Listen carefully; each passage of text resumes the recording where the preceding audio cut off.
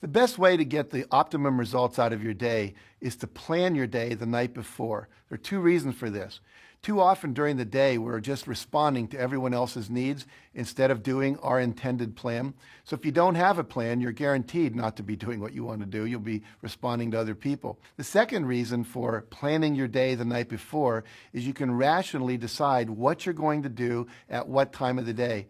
Too often people just work from a to-do list. What you want is to schedule exactly what you're going to do at what time. Schedule how long you think it's going to take. And by doing it the night before, here's the payoff. All night long, your unconscious and subconscious mind is going to be working on how to make that happen. It's going to be coming up with creative ideas, pulling information from your past memory into the present so you can utilize it, and literally planning your perfect day. It's like having an employee working for you all night long. If you do it in the morning, you don't get that benefit. And then start to work your plan. Plan your life, work your plan. You're going to be very, very successful. Find something. Find a thing that you genuinely enjoy, because getting good at things you genuinely enjoy is extremely beneficial for young people, because it lets you know that, like, everybody thinks they're a loser. Every young person thinks they're a loser. At least a young person in the situation I was at. Like, I didn't know I wasn't a loser until I started winning, until I started doing martial arts. Martial arts taught me that, like, I could get better at stuff, that I wasn't really a loser. I just was someone who was, like, in a fucked up situation. But you could channel all that energy that you have as a young person into something and get better at it. And then all of a sudden people admired me. I was like, this is crazy. So I went from being someone who was incredibly insecure and basically a failure to someone who was really successful at this one thing that was very dangerous. I fell in love with an essay by Strangest Loop, and it is a list of things that are not doing the thing. So here is a list of things that are not doing the thing. Preparing to do the thing isn't doing the thing. Scheduling time to do the thing isn't doing the thing. Making a to-do list for the thing isn't doing the thing. Telling people you're going to do the thing isn't doing the thing. Messaging friends who may or may not be doing the thing isn't doing the thing. Writing a banger tweet about how you're going to do the thing isn't doing the thing. Hating on yourself for not doing the thing isn't doing the thing. Hating on other people who have done the thing isn't doing the thing. Hating on the obstacles in the way of you doing the thing isn't doing the thing. Fantasizing about all of the adoration you'll receive once you do the thing isn't doing the thing. Reading about how to do the thing isn't doing the thing. Reading about how other people did the thing isn't doing the thing. Reading this essay isn't doing the thing. The only thing that is doing the thing is doing the thing. I would like to know, when you're in that moment failing and you have to keep going, what do you say to yourself? What if? A lot of times I'll be in a 200-mile run or something like that, and I'm all jacked up. Body's broken, mind's broken, spirit's broken. I start to say, what if I can pull this off? When I first walked into the Navy SEAL recruiter's office, he looked at me and said, there's only been 35 African Americans in 70 years make it through. You know what I said to myself? What if I can be the 36th? It's the what if I can pull off a fucking miracle. What if I can become someone that no one thinks I can be? Job offers will come to you. Money will come to you if you have this kind of inner strength, this kind of inner power that I think is the ideal for young men today in the world. It's very confusing right now because everything is so fluid, and we're all supposed to think that there's no such thing as masculinity anymore, that it's toxic. But real masculinity, that real kind of strength that I'm talking about, is not toxic at all. It is not out there to hurt people. It's not out there to dominate, to be aggressive, to push people around.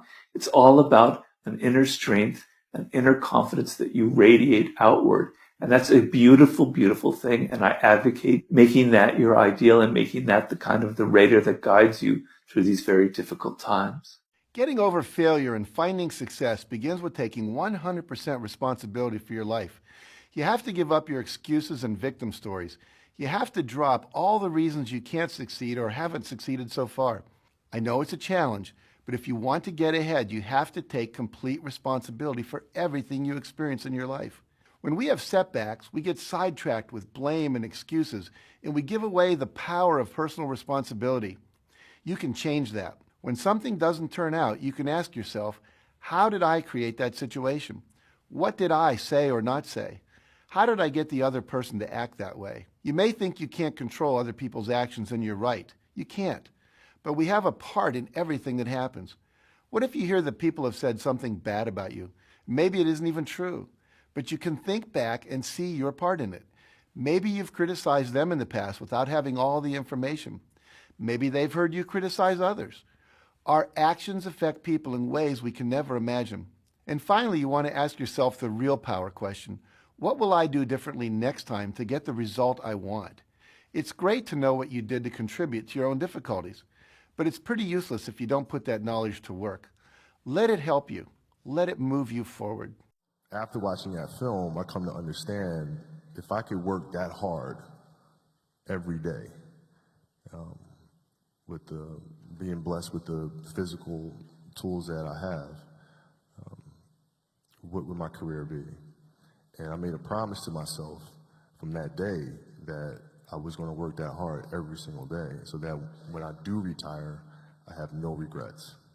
And that was the most important thing for me, is to leave no stone unturned, get better every single day. And if I lived that way, then over time, I'd have something that was beautiful.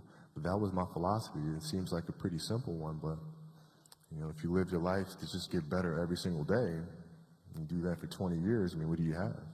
Say is, when you grow up, you tend to get told that the world is the way it is, and your life is just to live your life inside the world, try not to bash into the walls too much, try to have a nice family life, have fun, save a little money. But life, that's a very limited life. Life can be much broader once you discover one simple fact, and that is everything around you that you call life was made up by people that were no smarter than you. And you can change it. You can influence it. You can build your own things that other people can use. And the minute that you understand that you can poke life and actually something will, if you push in, something will pop out the other side, that you can change it, you can mold it. That's maybe the most important thing, is to shake off this erroneous notion that life is there and you're just going to live in it, versus embrace it, change it, improve it, make your mark upon it. I think that's very important. And however you learn that, once you learn it, you'll want to change life and make it better, because it's kind of messed up in a lot of ways. Once you learn that, you'll never be the same again. Make that kind of big decision. And I'd already talked to my wife about this, and she was very supportive and said, look, you can count me in 100%, whatever you want to do. It's true, she had married this kind of fairly stable guy and a stable career path, and now he wanted to go do this crazy thing, but she was 100% supportive. So it really was a decision that I had to make for myself, and the framework I found, which made the decision incredibly easy, was what I called, which only a nerd would call, a regret minimization framework. So I wanted to project myself forward to age 80 and say, okay, now I'm looking back on my life. I want to have minimized the number of regrets I have. And I knew that when I was 80, I was not going to regret having tried this. I was not going to regret having trying to participate in this thing called the internet that I thought was going to be a really big deal. I knew that if I failed, I wouldn't regret that. But I knew the one thing I might regret is not ever having tried. And I knew that that would haunt me every day. And so when I thought about it that way, it was an incredibly easy decision. And I think that's a very good, it's if you can project yourself out to age 80 and sort of think, what will I think at that time? It gets you away from some of the daily pieces of confusion. I left this Wall Street firm in the middle of the year. When you do that, you walk away from your annual bonus. And that's the kind of thing that in the short term can confuse you. But if you think about the long term,